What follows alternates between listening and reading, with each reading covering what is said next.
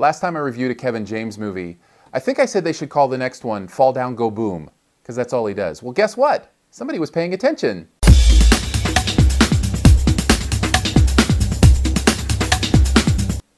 Here comes the boom. Kevin James has made a name for himself starring in these kind of slapstick type roles.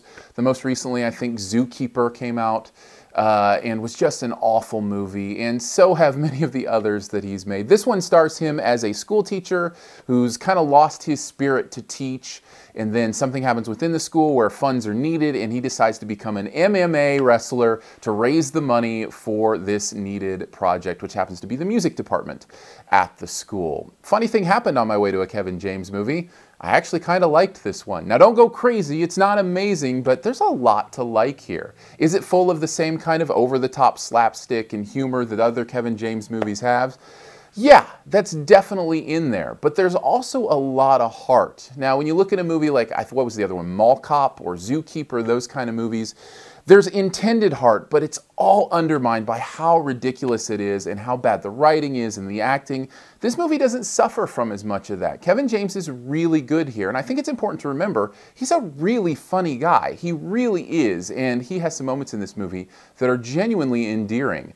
But the performance that really kind of stole the movie for me was Henry Winkler. He plays the other main role of the music teacher who needs his job saved and the music department saved, and man, he is really, really funny and does a great job at conveying this teacher who's kind of a doofus and a little bit, out of touch, but at the same time, you really care about him and you're rooting for him. And that gives you a lot of investment in what's going on in this movie. Let's talk about the MMA stuff, the mixed martial arts.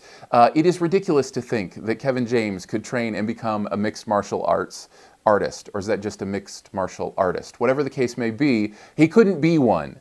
But this movie kind of makes you believe it, and it's really interesting how they play him into that role and build him into that role slowly. And you learn to kind of, well, just buy into it and go with it. And as you do that, you just enjoy what's happening. And the periphery characters around him are really quirky and fun and interesting and offer a lot to this movie as well.